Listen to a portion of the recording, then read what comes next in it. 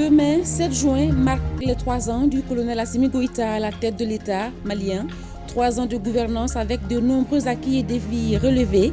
Ce soir, nous vous proposons des reportages bilan de ces 36 mois de pouvoir. Le chef de l'État a vu la priorité dans tous les secteurs, réforme institutionnelle, défense et sécurité, santé, sport. Retour sur les grandes actions de la transition dans ce journal. Une action de plus pour la réduction du stress énergétique au Mali. Le colonel Assimi Goïta dote la société Énergie du Mali EDM-SA de 25 groupes électrogènes. Un premier lot de cette œuvre sociale du chef de l'État est remis aujourd'hui au ministre en charge de l'énergie, ce dont va améliorer la desserte avec la couverture des réseaux non interconnectés. Le RTM vous remercie de votre fidélité, mesdames, messieurs, bonsoir. 25 groupes électrogènes pour les DMSA, le geste du président de la transition dans le cadre de ses œuvres sociales. Le colonel Assimi Goïta a officiellement remis le premier lot composé de 15 groupes au ministre de l'Énergie et de l'Eau pour couvrir une partie des besoins des populations en électricité, ce dont va améliorer la desserte, surtout au niveau des régions, avec la couverture des réseaux non interconnectés. Le point avec Sira Batili. Concrétisation d'engagement d'un chef d'État à un peuple résilient. Le président de la transition, colonel Assimi Goïta, offre 25 groupes électrogènes à EDM-SA. La première tranche de ce don, soit 15 groupes, est officiellement remise au ministre de l'Énergie et de l'Eau, Mme Bintou Kamara, pour atténuer la crise énergétique au Mali. Ce élan de solidarité est une autre étape des œuvres sociales du chef de l'État. Cet élan de cœur du président de la transition qui a commencé depuis son accession à la tête de l'État, ne s'est pas estompé et se renforce au contraire chaque jour. Comme le dit le président de la transition lui-même, ceci constitue entre autres la source de sa détermination, sa motivation à travailler inlassablement pour le bonheur du peuple malien. Nous remettons à EDM-SA une première tranche de 15 groupes pour 16,8 mégas, qui sera complétée par une seconde tranche pour faire un total de 25 groupes de 27,25 mégas. Le premier lot, celui d'aujourd'hui, comprend un groupe de 1650 kVA, 5 groupes de 1250 kVA, 5 groupes de 1100 kVA, 4 groupes de 850 kVA, soit un total de 15 groupes électrogènes pour 16,8 mégas. Le geste présidentiel vient en appui au département en charge de l'énergie et de l'eau dans sa politique de quête d'alternatives à l'épineux problème d'électricité au Mali. Un coup de pouce. Cette cérémonie est sans doute la preuve éloquente de votre détermination et votre engagement sans répit à restaurer la dignité des Maliennes et des Maliens pour un accès à l'énergie à souhait. La remise par vos soins de 25 groupes électrogènes en 2 lots permettra de renforcer la capacité de production d'énergie électrique. Je voudrais aussi saisir cette occasion pour remercier le peuple malien dans toute sa composante pour sa compréhension patriotique et sa résilience. Excellence, Monsieur le Président de la transition, chef de l'État, nous vous en sommes hautement reconnaissants et vous assurons qu'un usage adéquat sera fait de ces équipements. Un bon usage qui va profiter surtout aux régions qui verront leur desserte en électricité s'améliorer. Ces groupes électrogènes serviront à alimenter les réseaux non interconnectés de la Société Énergie du Mali au niveau des régions. Cette donation va nous permettre d'améliorer la desserte dans nos centres intérieurs. En fait, il s'agit de capacités techniques additionnelles de production qui viendront suppléer dans les différents centres où nous connaissons aujourd'hui des déficits. Pour votre information, EDM, nous avons 30 centres isolés. Isolés signifie qu'ils ne sont pas raccordés au réseau interconnecté. Ces centres vont de Menaka, Ansongo, Bourem, Dire, Gundam, Niafonke, je ne saurais les citer tous, jusqu'à Nyoro du Sahel. Donc c'est vous dire que, en fait, il s'agit de l'ensemble du territoire national et ces machines, suivant leur puissance, iront à point nommé dans les différents centres pour améliorer les capacités de production. Il y aura moins de coupures dans les régions? Concrètement, c'est cela que ça signifie. Ça veut dire que, en fonction de l'approvisionnement en combustible, effectivement, nous pourrons améliorer la desserte dans ces centres. Un plus donc à l'énergie thermique pour garantir une couverture rapide en besoin d'électricité. Il s'agit de combler dans l'immédiat le déficit énergétique, une solution d'urgence.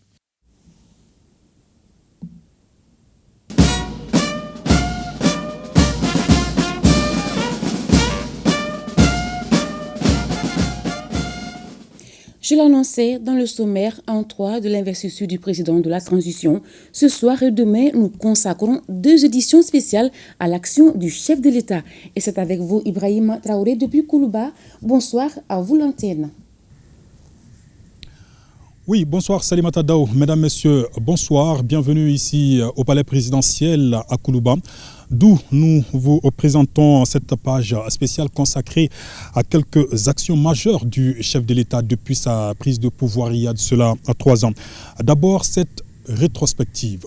Le 7 juin 2021, le colonel Assimi Goïta est investi président de la transition. Le poste était en effet resté vacant depuis la démission du président Bandaou suite à des divergences au sommet de l'État. Et tout est parti, Yaya Konaté, de la publication sur nos antennes de la liste d'un nouveau gouvernement. Décret numéro 2021-0354 PTRM du 24 mai 2021 portant nomination des membres du gouvernement. C'était sans doute la goutte d'eau qui a fait déborder un vase déjà trop plein. Le 24 mai 2021, la liste d'un nouveau gouvernement vient d'être proclamée à la télévision nationale. Mais ce qui devait être le deuxième gouvernement conduit par le Premier ministre Mokhtar Ouane ne prendra jamais fonction. Dans la foulée, des rumeurs font état de l'arrestation du président de la transition, Bandaou, et de son Premier ministre. Confirmation dès le lendemain du palais présidentiel.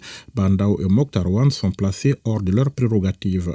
De par le serment prêté, en même temps que le président de la transition est tenu par l'engagement patriotique pris devant le peuple malien ainsi que devant les forces de défense et de sécurité, le vice-président de la transition s'est vu dans l'obligation d'agir pour préserver la charte de transition et de défendre la République en vue de mettre hors de leurs prérogatives le président et son Premier ministre ainsi que toutes les personnes impliquées dans la situation.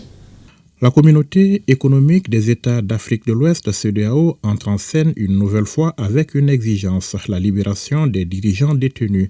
Mais son médiateur, le Ghanéen Goodluck Jonathan, dépêché à Bamako, assistera plutôt à leur démission le 26 mai et les Maliens apprendront beaucoup plus sur les désaccords qui couvaient depuis un certain temps au sommet de l'État.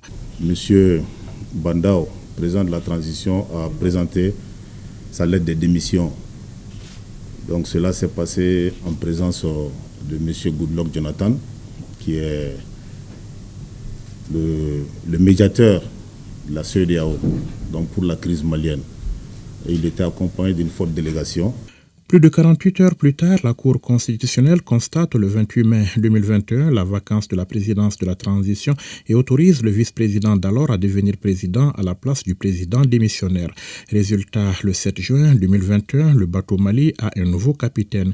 Pour la deuxième fois en un an, le colonel Assimi Goïta prête serment devant la Cour suprême, cette fois-ci comme président de la transition, avec comme mission de conduire le processus à son terme.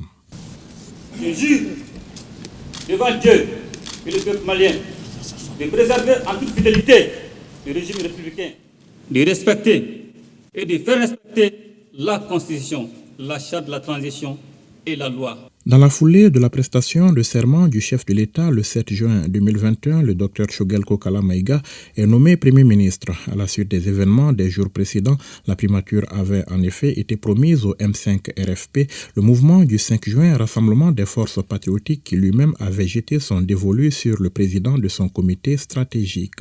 Le chef du gouvernement qui définit les événements des jours précédents comme une rectification de la trajectoire de la transition formera le 11 juin 2021 un gouvernement de 25 membres pour conduire le processus de refondation du Mali. Une rétrospective signée Yaya Konaté. Alors le président de la transition n'a pas tardé à engager de vastes chantiers pour défendre, sécuriser et refonder le Mali. Arrêtons-nous un instant avec ou sur l'armée. Elle incarne aujourd'hui une source de fierté pour les Maliens. Grâce aux actions du chef de l'État, notre outil de défense nationale mène en toute autonomie une lutte implacable contre les terroristes. Un tour sur les théâtres d'opération pour apprécier ou admirer le nouveau visage de nos femmes, c'est avec Abdoulaye Sako.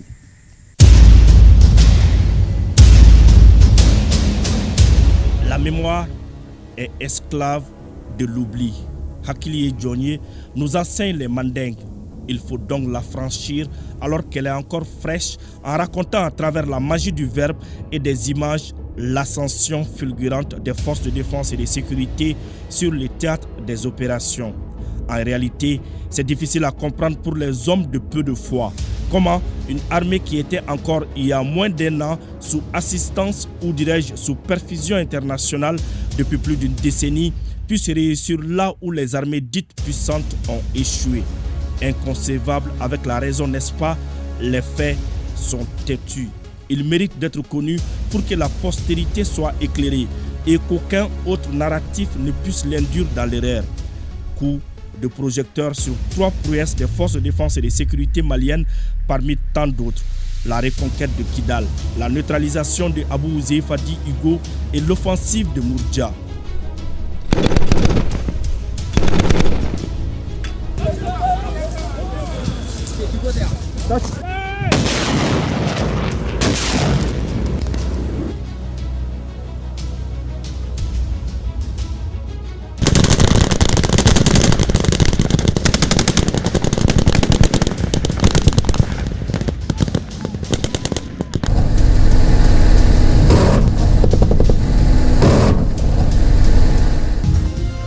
Ce message du président de la transition à l'adresse du peuple malien. Mes chers compatriotes, aujourd'hui, nos forces armées et de sécurité se sont emparées de Kidal.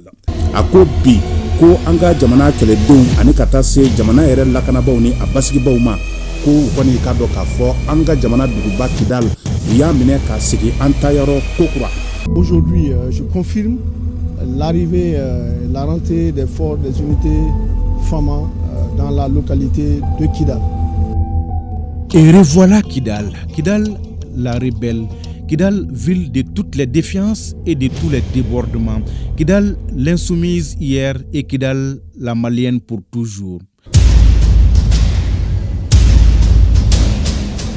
Après plus d'une décennie d'absence, le drapeau malien flotte de nouveau dans la ville de Kidal. Les combats ont été durs et intenses. L'ennemi a été surpris par la suprématie des forces de défense et de sécurité.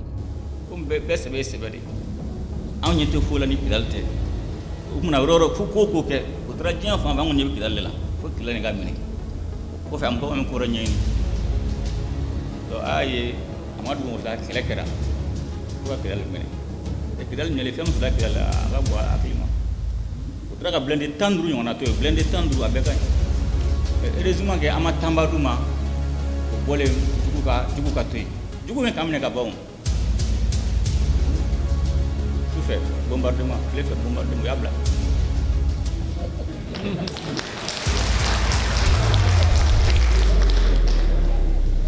donc c'est ka fa na jama baka ko pour que jamana ka desse ko. C'est la liesse populaire partout au Mali. Les réseaux sociaux s'enflamment. Pour certains internautes, quand le lion a rugi ce matin du 14 novembre 2023 dans le désert, les animaux ou brebis galeuses se sont enfuis éperdument et l'armée malienne a mis la main sur l'épicentre du terrorisme au Sahel. Le peuple malien est plus que jamais fier de son armée.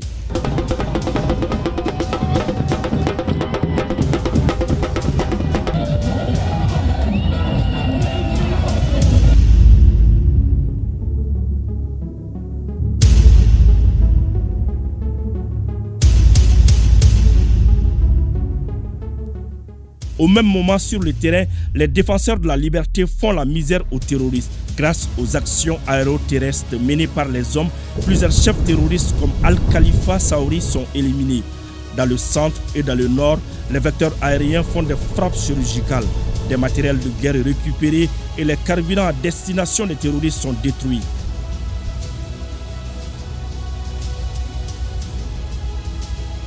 Le 28 avril 2024, l'armée malienne réalise un exploit qui a mis d'accord même ses plus grands détracteurs. Abou Ouzeifa alias Hugo, un chef terroriste de nationalité étrangère de grande renommée internationale qui sévissait dans le Sahel, vient d'être neutralisé par les FAMA dans le secteur de Indeliman le dimanche 28 avril 2024 sans tambour ni trompette.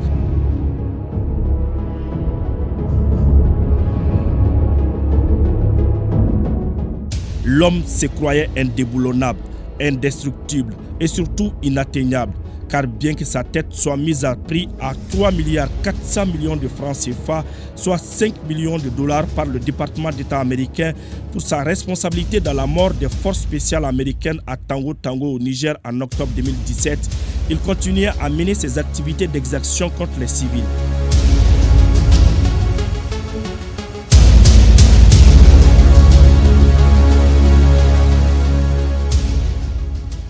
Chez les forces armées maliennes, la bravoure est un faisceau de lianes dont la sève nourricière est l'amour de la patrie. Ces hommes ont eu l'occasion de montrer leur savoir-faire quand le matin du 26 mai 2024, les terroristes de la Katiba Massina se sont attaqués au poste de Mourdia vers 4 h du matin.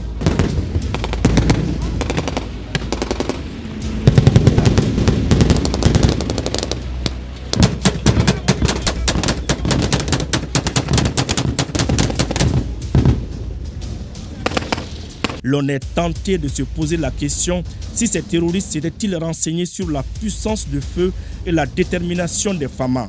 Certainement non. Eh bien, les ennemis sont venus, ils ont vu et ils ont été bien servis. Même ceux qui ont voulu prendre la poudre d'escampette ont eu leur dose.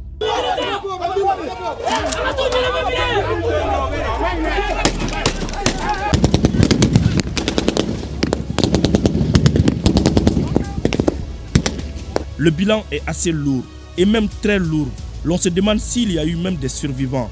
Plus d'une centaine de terroristes tués et des matériels de guerre récupérés.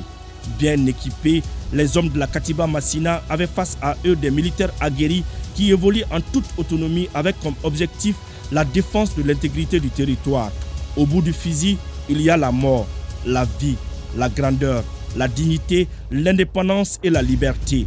Mais les FAMA ne tirent pas sur n'importe qui, n'importe où et n'importe comment. Professionnalisme exige.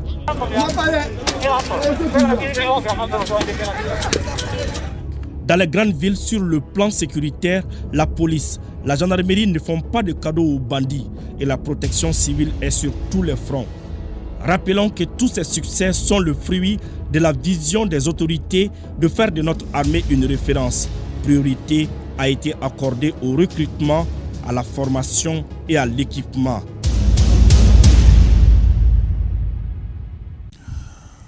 Parallèlement à la défense et à la sécurité, de vastes réformes politiques et institutionnelles sont menées. Le Mali est aujourd'hui dans la 4e République avec une nouvelle constitution adoptée par référendum et promulguée par le chef de l'État le 22 juillet 2023. Retour sur le processus d'élaboration et de vote de la nouvelle loi fondamentale. C'est avec Siaka Konaté.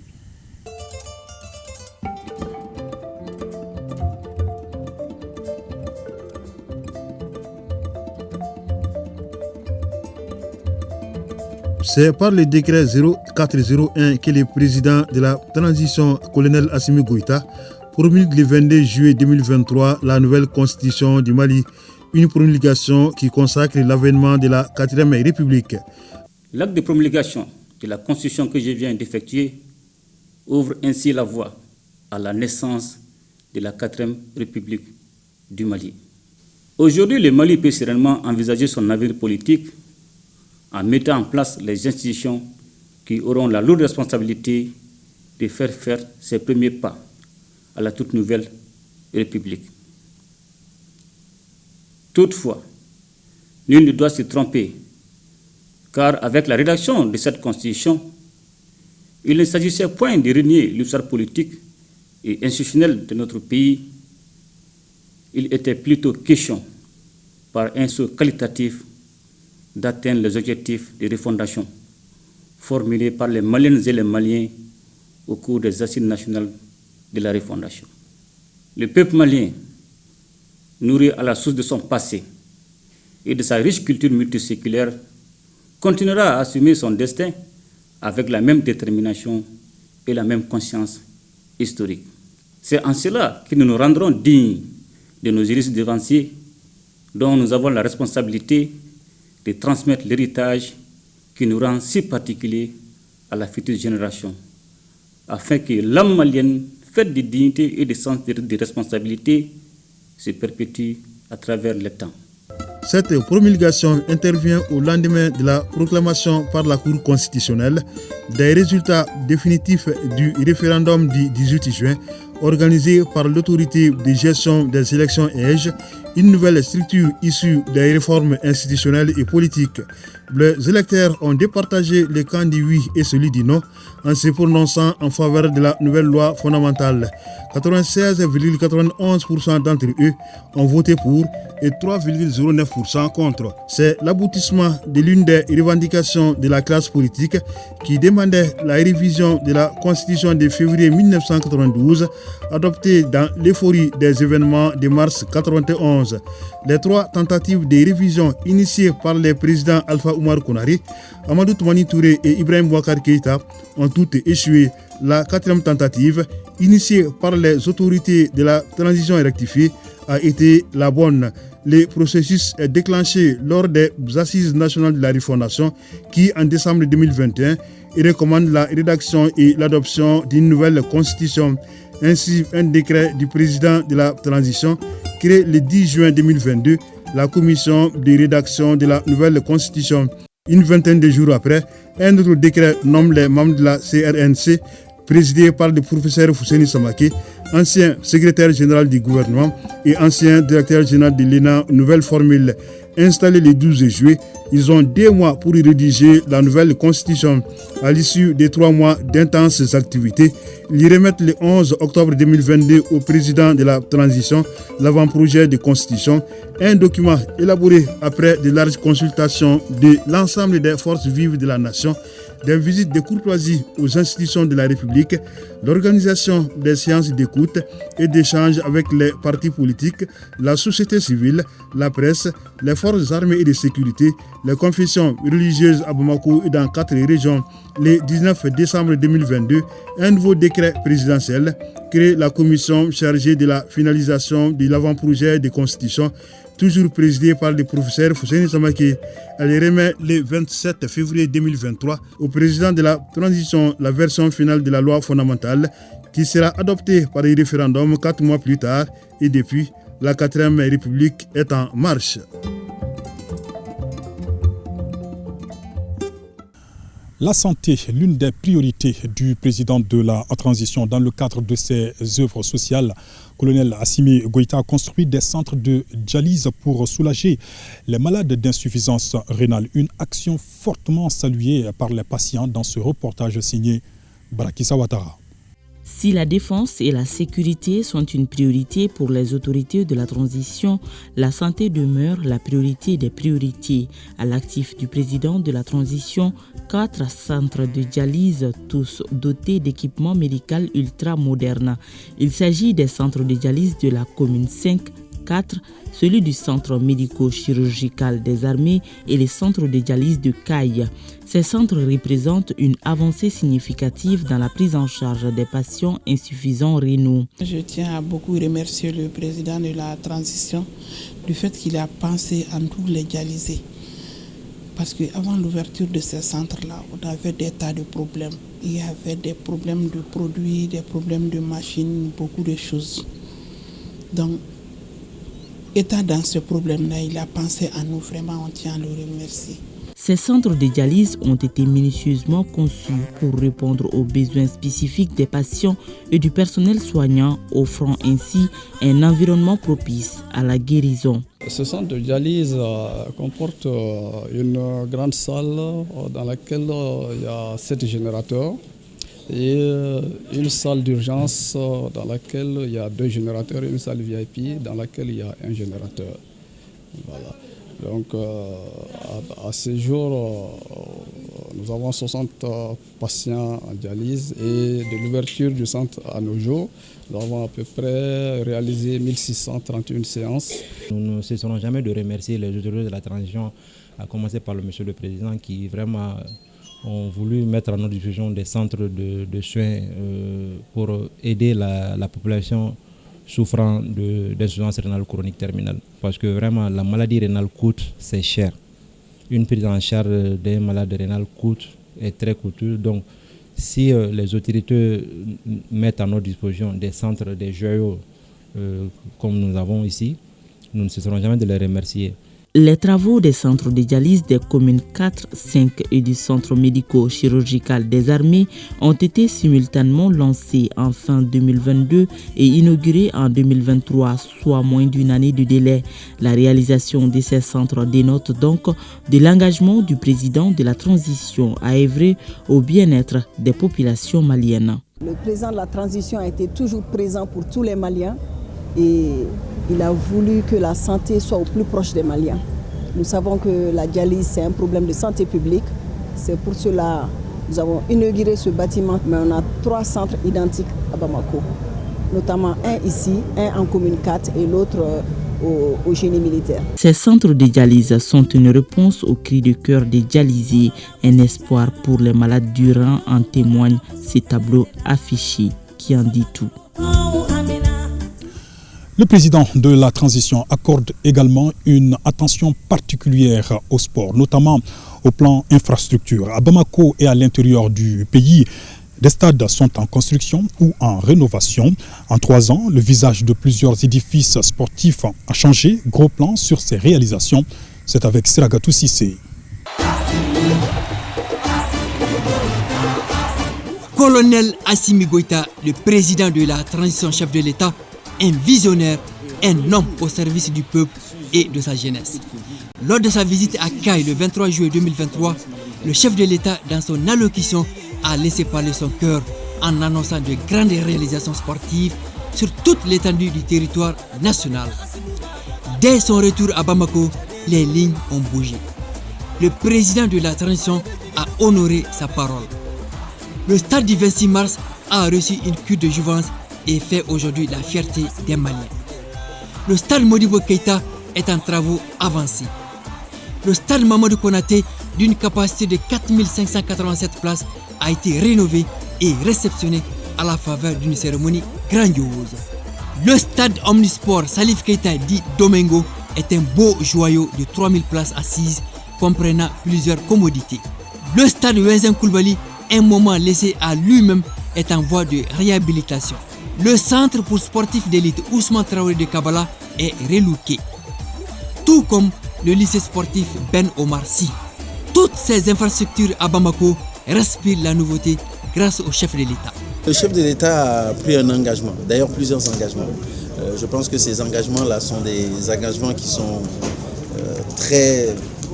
de grande renommée. Vous savez, aujourd'hui, le fait de renouveler aujourd'hui tous les stades CAN et de construire le stade de Tombouctou, je pense que ce sont des engagements majeurs. Et parmi ces engagements majeurs, aujourd'hui, il faut reconnaître que dès que ces engagements ont été pris, nous avons été instruits par le président de la transition lui-même à ce que ces engagements soient exécutés. À l'intérieur du pays, les stades construits pour abriter les matchs de la CAN 2002 sont aussi dans le viseur du président de la transition. Il y a également le stade de Caille qui a commencé, Ségou, Mopti, Sikasso également. Et nous sommes allés faire la pose de la première pierre au niveau de Tombouctou. Nous allons très bientôt vous faire une autre surprise par rapport à l'inauguration d'un nouveau stade encore, qui est un stade CAN vraiment de très grande renommée, de très grand standing, qui est dans une des régions qui est à Sikasso. Il y a Koulikoro, qui également avance très très bien. Je pense qu'à Koulikoro, nous devrons être aux alentours de 80% déjà d'exécutés. Il y a le stade également au niveau de Ségou et de Mopti. Je pense que très très bientôt également, nous allons pouvoir également faire l'inauguration là-bas. Au niveau de Tombouctou, comme la première pause a été faite, je pense qu'à ce stade aujourd'hui, nous sommes en train de voir au niveau de Tombouctou, il y a plusieurs aspects à prendre en compte. La réalisation d'un stade moderne, cadre parfaitement avec les aspirations de la jeunesse du monde sportif de Tombouctou, qui font face à plusieurs défis de portée nationale et régionale, à savoir l'organisation de l'édition 2025, la biennale artistique et culturelle. Ces édifices rénovés ou en construction méritent un entretien au quotidien. Au niveau de nos directions, nous avons instruit à tous nos directeurs et notre directrice également. Nous leur avons instruit de s'assurer à ce que le standing puisse être gardé à ce niveau-là. C'est-à-dire que tout le standing à ce niveau doit rester à cet état, parce que ça nous permet de garder et de maîtriser surtout nos homologations. Nous en avons extrêmement besoin aujourd'hui. Et la qualité aujourd'hui par rapport aux entraînements, vous voyez, il y a des équipes qui sont en train de s'entraîner ici. Pour garder cette qualité d'entraînement de ces équipes, il est vraiment important qu'on puisse garder un cadre où ils puissent s'épanouir et avoir les normes internationales comme cela se fait dans d'autres pays, des grandes nations de football. Parce qu'aujourd'hui, le Mali, c'est une très grande nation de football. Mais il y a une autre chose que nous sommes en train de faire au niveau du département. C'est comment nous assurer à ce que nos infrastructures sportives puissent être des infrastructures sportives rentables. Avec ces différentes réalisations souhaitées par le président de la transition, le Mali sera en mesure d'accueillir des grands rendez-vous culturels ou sportifs. Aux jeunes de prendre soin de ces joyaux et d'en profiter. Quand la jeunesse s'épanouit, tout va bien. Voilà, Salimata Daou, ce qu'on pouvait retenir dans cette page spéciale comme quelques grands reportages consacrés aux actions du chef de l'État depuis son arrivée au pouvoir il y a de cela 3 ans. Nous étions au palais présidentiel ici à Koulouba. À vous l'antenne et très bonne suite d'édition. Ibrahima Traoré, nous vous retrouvons demain pour d'autres grands reportages sur l'entroi du chef de l'État à la tête du Mali. De nombreux Maliens manifestent régulièrement leur soutien aux autorités de la transition et c'est à l'image de la Fédération d'associations des veuves militaires et paramilitaires qui vient d'organiser une manifestation de soutien aux autorités et cette mobilisation a eu lieu à Kati, au rond-point du cinquantenaire.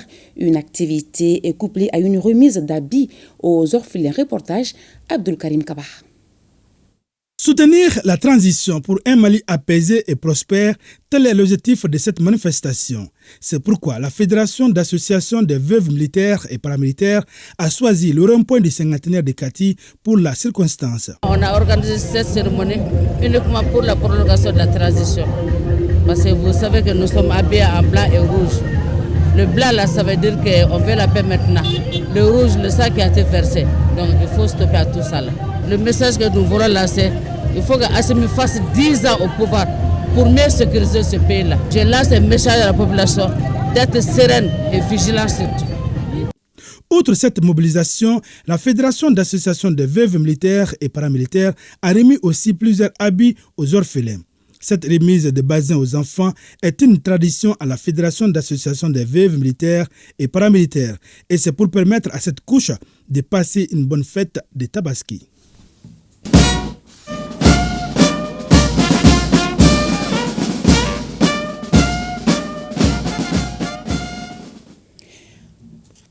Parlons culture. Le Premier ministre Dr Choguel Kokala Maïga a procédé ce jeudi au lancement des activités du Sankimo, le festival Sankimo, facteur de paix et de dialogue harmonieux pour un développement durable. C'est le thème de cette 624e édition dont le parrain est le colonel Assimi Goïta. Et c'est par la pêche collective que les activités ont commencé. Envoyés spéciaux, Aliou Touré, Mamadi Kone. Pour cette 624e édition du Sankimo, les festivaliers sont venus de toutes les régions du Mali, du district de Bamako et de l'extérieur du pays. Le docteur Choguel Kokala Maïga, qui préside pour la 3e année consécutive, avait à ses côtés le ministre en charge de la culture, le gouverneur de la région des Sangs et les autorités municipales. Le Sankimo, facteur de paix et de dialogue harmonieux pour un développement durable, est le thème de l'édition 2024.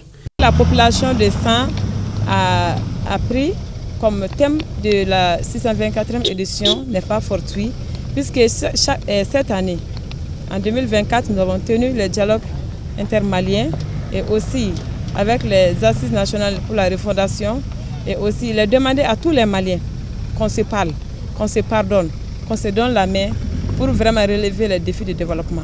Accompagner nos plus hautes autorités, accompagner nos FDS pour vraiment la stabilité du Mali, pour un Mali grand, pour un Mali uni et prospère.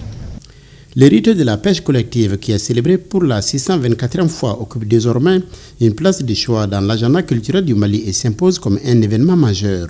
L'édition 2024 est parrainée par le président de la transition, le colonel Assimi Goïta. Au nom du président de la transition, ma présence ici témoigne de l'intérêt et de l'attachement du gouvernement à la préservation du Sankemo par l'organisation des festivités commémoratives. La célébration de cette pratique illustre parfaitement les propos du président de la transition, je cite, « Il ne peut y avoir de développement harmonieux et durable sans la prise en compte des valeurs culturelles fondatrices de notre société. » Fin de citation. Le Mali ne renaîtra de ses cendres que lorsque les Maliens feront recours aux sources et aux valeurs ancestrales. Inscrit en 2009 sur la liste du patrimoine immatériel nécessitant une sauvegarde urgente, le Sankemo a lieu tous les 2e jeudis du 7e mois lunaire pour commémorer la fondation de la ville de San. Le Sankemo est non seulement un espace d'expression de la diversité des cultures locales à travers les manifestations artistiques et culturelles, les pratiques liées à la pêche traditionnelle, mais aussi les valeurs de tolérance, de solidarité, de paix, de résolution des conflits et de cohésion sociale entre les différentes communautés se reconnaissant à la manifestation depuis la nuit des temps. Il est par excellence le cadre d'échange, de transmission des savoirs et savoir-faire traditionnels aux générations montantes. Le festival est une opportunité pour mieux comprendre l'histoire, l'intérêt et la signification des festivités annuelles.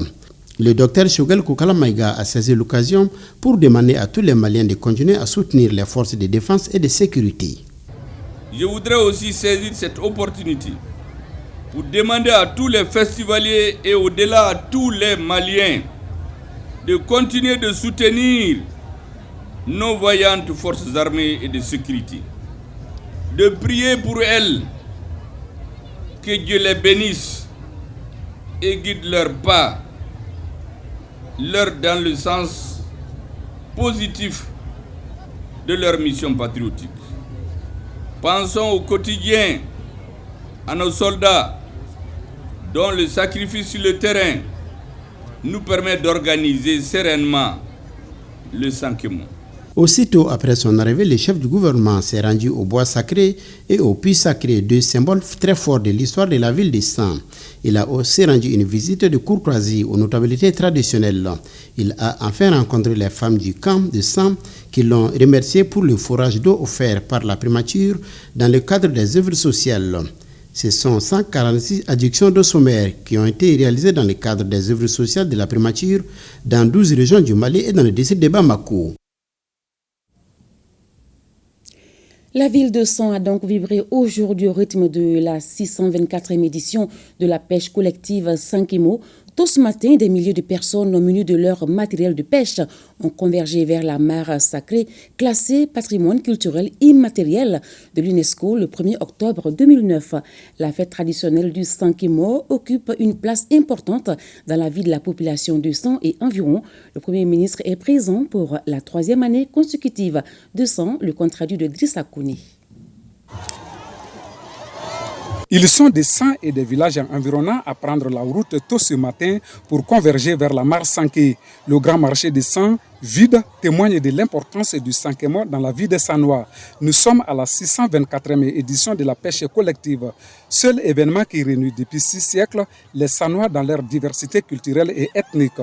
Même si la descente dans la mare est prévue pour 14 heures, il faut s'y rendre tôt pour se positionner. Nous sommes très reconnaissants auprès du gouvernement de la transition pour tout ce qu'il mène pour le bonheur des Maliens. C'est un lieu de vous remercier et encore demander votre appui et accompagnement pour l'aménagement de la Mare Sanké et aussi bien entendu bien d'autres actions de développement au profit des communautés de sang. Ainsi, le cérémonial terminé, place au rituel qui donne accès à la mare. Le top départ donné, Sanké est prise d'assaut. Certains avec leur matériel de pêche, d'autres pour implorer les esprits. Le vœu que tu exauces en utilisant cette eau te permet de, si c'est en cas de maladie, d'amener la guérison.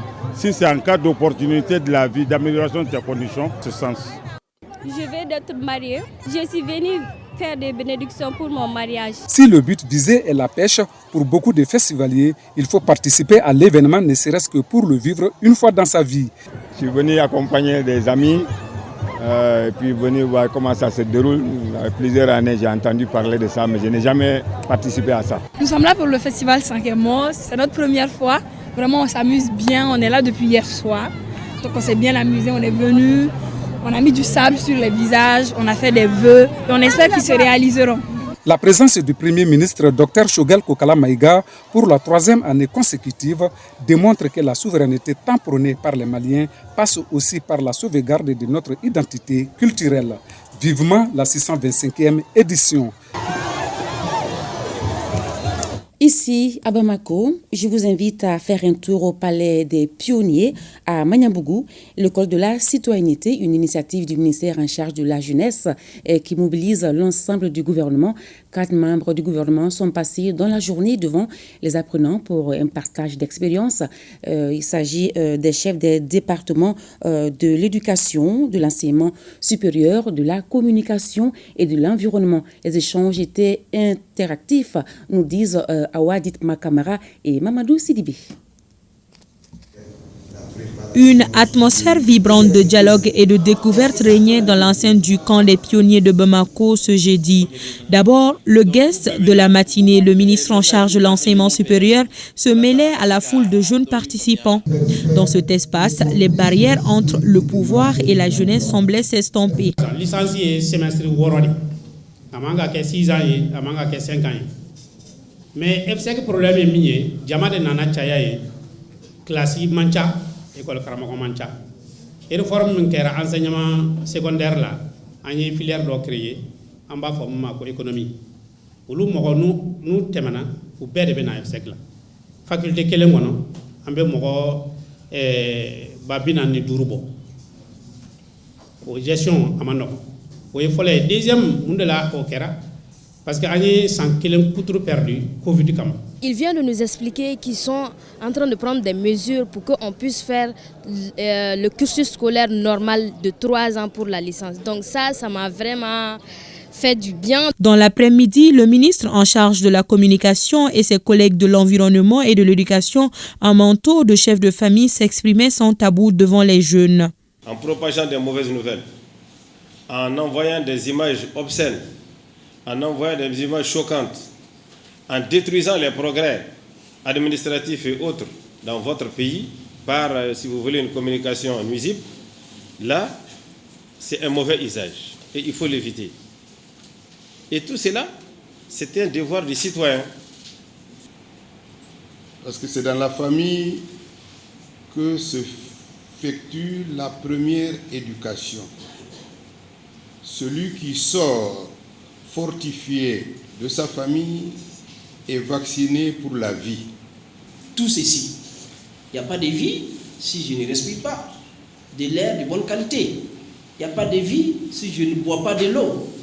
Il n'y a pas de vie si je ne suis pas sur un sol non pollué qui garantit, qui assure ma santé. Il n'y a pas de vie s'il n'y a pas d'arbres. Vous connaissez le rôle important des arbres dans la photosynthèse. Il n'y a pas de vie s'il n'y a pas les animaux sauvages, parce que la biodiversité est liée à ça. C'est dans cette ambiance familiale que beaucoup de défis en lien avec la citoyenneté, le civisme, l'école, le changement climatique, l'assainissement, les bons comportements en famille et même dans la rue ont été abordés. Nous sommes satisfaits. Si quand même ils sont là à nous dire ces choses-là, c'est pour nous mettre en garde de certaines choses concernant un meilleur avenir. Depuis que nous sommes venus ici, j'ai appris beaucoup de choses sur la citoyenneté. Vraiment, l'engagement du citoyen vis-à-vis vraiment de son pays. Les ministres porteurs de messages du président de la transition ont beaucoup insisté sur l'importance de l'engagement civique et de la participation active dans la vie de la communauté. Le principal intérêt, c'est d'abord de former notre jeunesse, parce que c'est cette génération qui va prendre le pays dans quelques années. C'est pour le former sur les valeurs essentielles de citoyenneté. Et je félicite le ministre de la Jeunesse et de la Construction citoyenne pour cette belle initiative qui nous permet, nous autres décideurs de ce pays, aujourd'hui, de venir ici porter notre expérience au niveau de la jeunesse. Les jeunes venus de tous les coins du pays se rencontrent, réfléchissent ensemble pour décider de ce que le Mali sera demain. Il s'agit de ça. Ce que nous avons été, ce que nous sommes aujourd'hui et ce que nous comptons être demain. Il nous faut une jeunesse armée, une jeunesse mentalement prête à affronter la mondialisation, à affronter les enjeux globaux, les questions internationales, les questions environnementales, les changements climatiques, tout ça que nous subissons, mais dont nous n'avons pas bénéficié et que nous n'avons pas provoqué. Comprendre ces enjeux-là et être armés pour pouvoir défendre notre pays, chacun où il se trouve. Le modérateur de la journée, non moins initiateur du projet, le ministre Abdoul Kassim Fomba, salue ce cadre d'échange. À se dire, l'école de la citoyenneté permet de donner de la lumière aux jeunes du Mali pour éclairer leur chemin dans le processus de refondation.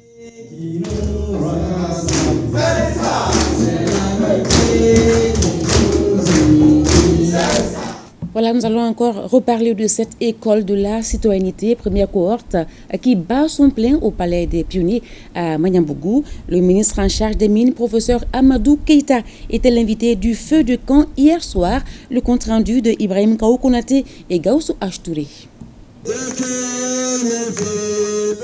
Autour du feu, le ministre en charge des mines, professeur Amadou Keïta, s'est longuement entretenu avec les jeunes campeurs sur les sujets liés au fondement de notre société. La citoyenneté individuelle, telle que nous l'avons héritée de l'État colonial, ne fonctionne pas.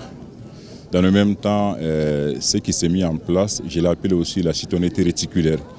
Je pense que c'est une citoyenneté qui se déroule au détriment de l'État et des personnes qui ne sont pas dans des réseaux. Il s'agissait pour moi de faire le lien entre la citoyenneté et les valeurs traditionnelles. Les questions qui ont été posées m'ont permis de comprendre que les jeunes aujourd'hui appréhendent ces enjeux-là. Et j'ai compris que cette formation initiée par mon collègue le ministre Fomba est d'une qualité rare. L'intervention du ministre Keïta, ça a été vraiment fructueuse vis-à-vis de la jeunesse malienne. Il s'est basé sur la citoyenneté malienne.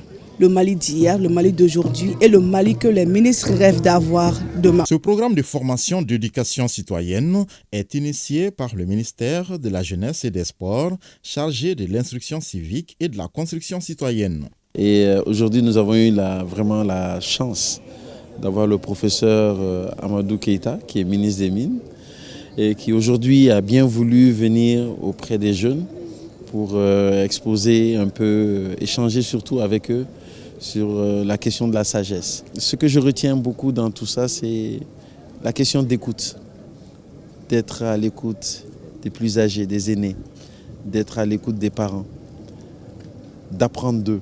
L'école de la citoyenneté, c'est aussi un feu de camp qui reçoit tous les soirs un conteur pour parler de l'historique de la création d'une région invitée. Les membres du CNT ont ratifié cet après-midi 4 projets de loi. Il s'agit du projet de loi relatif à la création des associations au Mali, de ceux ratifiant les ordonnances de création du Centre pour la promotion de la paix et l'unité au Mali et de l'Institut des sciences humaines. Également, le projet portant création du projet de développement et de valorisation de la production laitière au Mali, Pro des Vallées. Reportage, Mamadou Fani. La floraison des associations au Mali a conduit le gouvernement à modifier la loi portant création des associations. Le projet de loi portant ratification de l'ordonnance modifiant cette loi a été présenté aux membres du CNT. Après présentation du rapport par les membres de la commission de l'administration territoriale, de la décentralisation du culte et de la réconciliation nationale, la loi modifiant création des associations au Mali a été adoptée par 132 voix pour 0 contre et 1 abstention. Il s'agissait d'une ratification et non d'une création de nouvelles associations. Mais il est à noter quand même que les associations qui sont déjà créées conformément à la loi peuvent continuer à exercer leurs activités, mais ceux qui n'ont pas fait l'objet de déclaration doivent se conformer à partir d'aujourd'hui à cette disposition de l'article 3 modifié de la loi portant création des associations en République du Mali. Je voudrais surtout insister sur le contexte et dire ici l'objectif recherché par le ministère de l'Administration n'est pas en tant que tel de nous attaquer à la gouvernance du monde associatif qui nous tient à cœur, mais il est important de préciser qu'il s'agit d'une ordonnance qui a été prise dans un contexte bien particulier. Et pour bien comprendre un peu l'aboutissement de cette ordonnance, il faut se référer un peu comme épilogue au décret qui suspend les activités des partis politiques et les activités politiques et des associations. Quand on lit l'article 3, c'est-à-dire que la possibilité donc de créer des associations sans déclaration ni déclaration préalable ni autorisation, en fait, de manière terre à terre, ça revient à reconnaître l'informel dans un texte formel. Les différentes crises que notre pays a connues ont amené les autorités de la transition à réfléchir sur la création d'un centre pour la promotion de la paix et de l'unité au Mali. Le projet de loi portant création de ce centre présenté par le ministre de la Réconciliation, de la Paix et de la Cohésion nationale a été adopté après débat par 122 pour 0 contre et 1 abstention. Nous sommes à la 4e République. Chaque République a connu des événements tragiques et donc pour éviter la répétition, il fallait réfléchir, trouver des voies et moyens pour que ces événements ne se reproduisent plus. C'est ce qui motive un peu la création d'un centre pour la promotion de la paix et de l'unité au Mali. La vision qu'on a pour le centre, c'est qu'on puisse avoir un centre adapté au cas malien. Le Mali, c'est un ensemble de brassage des civilisations, de brassage des empires qui a mis en place, on va dire, le vivre ensemble au Mali dans sa forme actuelle et qui a été un peu blessé. Donc le centre se veut comme une forme de mémoire, de rappeler l'ère culturelle tamashek, l'ère culturelle songwe, l'ère culturelle ceci, cela, les différents royaumes, qu'est-ce qui s'est passé, on s'est mis ensemble et maintenant qu'est-ce qui n'a pas marché et pourquoi ça n'a pas marché et qu'est-ce qu'il faut pour revenir ensemble et pour créer le vivre ensemble. Le troisième projet de loi ratifié par les membres du CNT est relatif à l'ordonnance portant création de l'Institut des sciences humaines. L'évolution de la société sur le plan scientifique, juridique et institutionnel a révélé certaines insuffisances dans le fonctionnement de l'Institut. La relecture des textes de création de l'Institut devient aujourd'hui une nécessité. Les conseillers du CNT ont adopté cette loi ratifiant l'ordonnance de création de l'Institut à l'unanimité. Le savoir, il est universel. À partir de 1962, quand on a eu à faire les indépendances, les pères de cette indépendance-là ont créé l'Institut des sciences humaines pour qu'on puisse avoir un Malien patriote, soucieux de sa famille, soucieux de son entourage, soucieux de ses parents, soucieux de tout ce qui peut être son environnement. C'est ça l'Institut des sciences humaines. Étudier la culture, étudier le patrimoine, qu'il soit bâti ou non bâti, étudier tout ce qui concerne la vie sociale, la vie culturelle, la vie politique et la vie historique de l'homme. Je voudrais avant tout donner toute assurance que les recommandations qui ont été faites, nous allons tout naturellement les mettre en œuvre, nous allons en tenir compte. Le dernier projet de loi adopté par les membres du CNT est celui portant projet de développement et de valorisation de la production laitière au Mali Pro-Dévalais. Cette loi a été adoptée par 120 conseillers.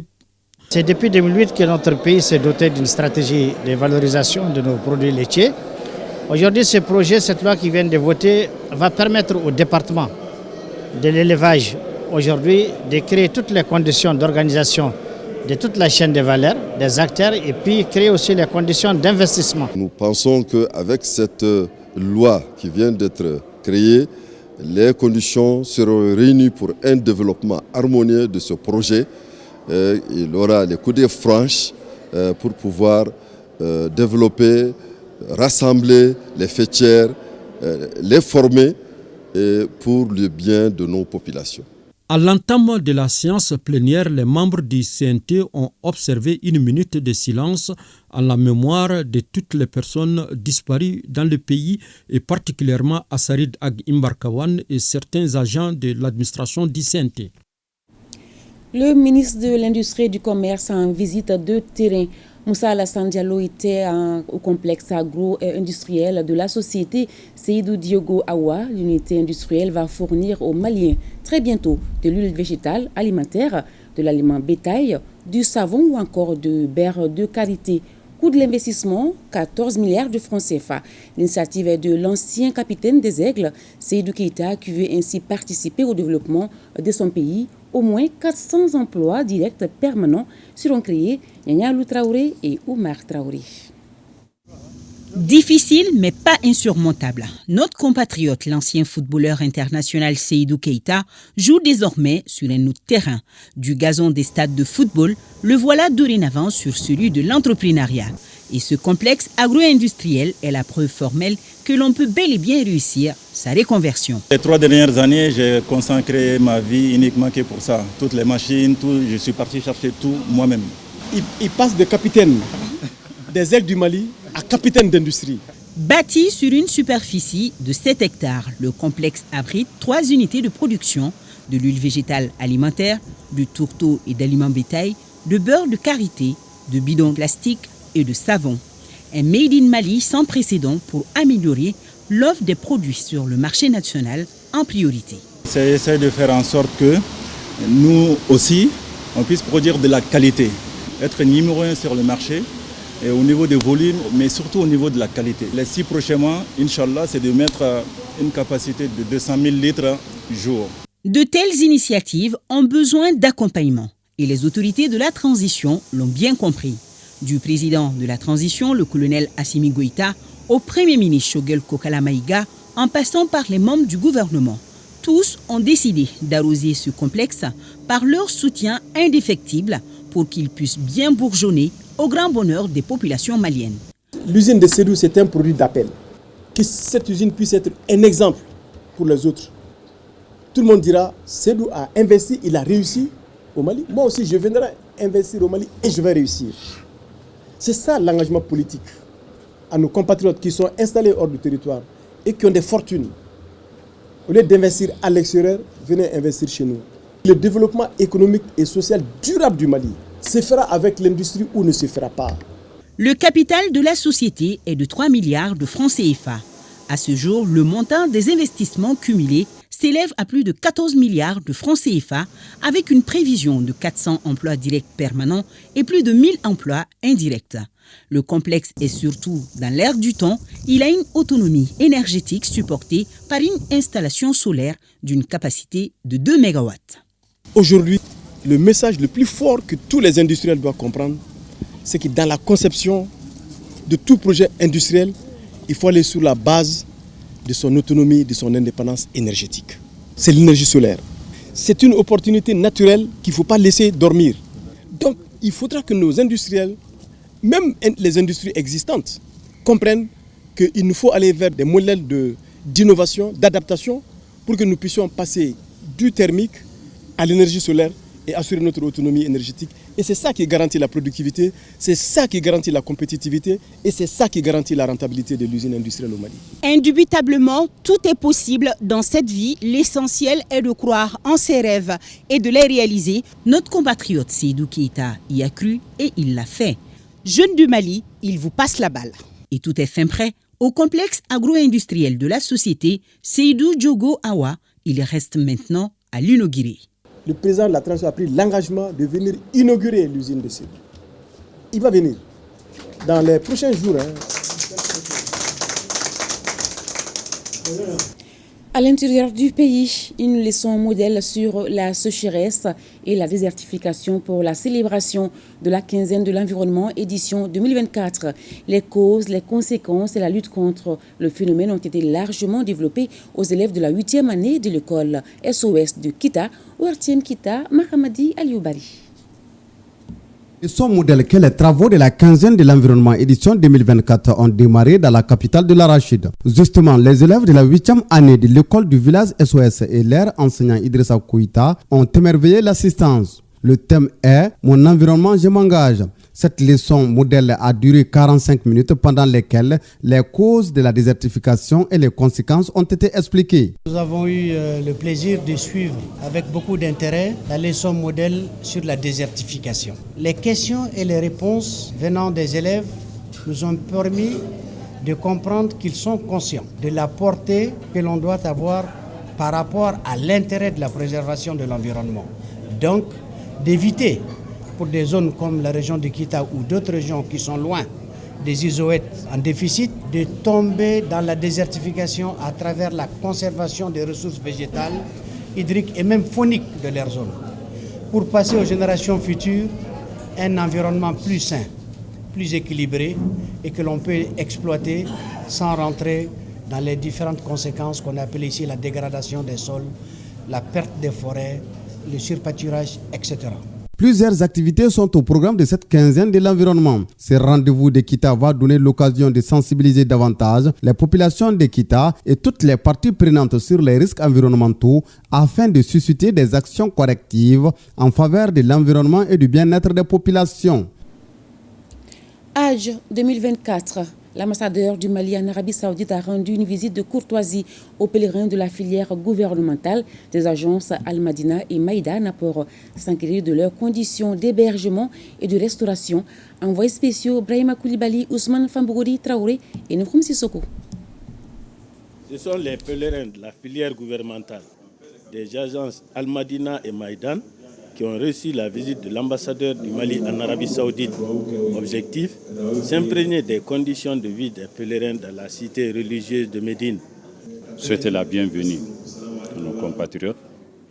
Ensuite, s'enquérir de leurs conditions dans la mesure où l'affluence est telle que ce n'est toujours pas évident que les choses se passeront comme on peut le souhaiter. Mais nous repartons très satisfaits quand même, dans la mesure où on n'a pas reçu de plaintes particulières quant aux conditions de séjour en ce qui concerne l'étape de Madina. Au cours de cette visite, le diplomate malien a aussi partagé le dîner avec les pèlerins de la filière gouvernementale.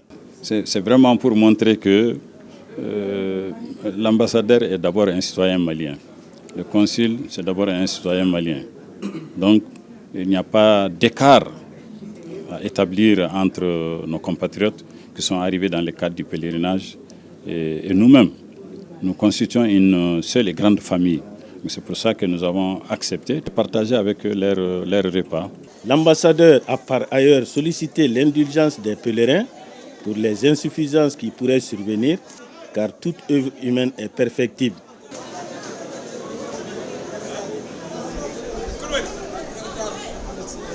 Sport, football, éliminatoire Coupe du Monde 2026.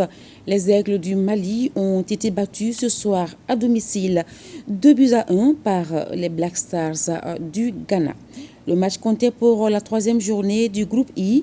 Les Aigles sont désormais relégués à la 3e place du groupe. L'équipe nationale en déplacement jouera mardi en 4e journée contre Madagascar. La rencontre est prévue à Johannesburg, en Afrique du Sud. Voilà le match Mali-Ghana qui s'est joué ce soir. Score 2-1 en faveur du Ghana. Et voilà qui met fin à cette édition que j'ai eu le plaisir de vous présenter. Retrouvez demain à 13h. Barakissa Ouattara et Nyanyalou Traoré sera là à 20h. Les infos continuent sur notre site www.ortm.ml. Merci et bonsoir.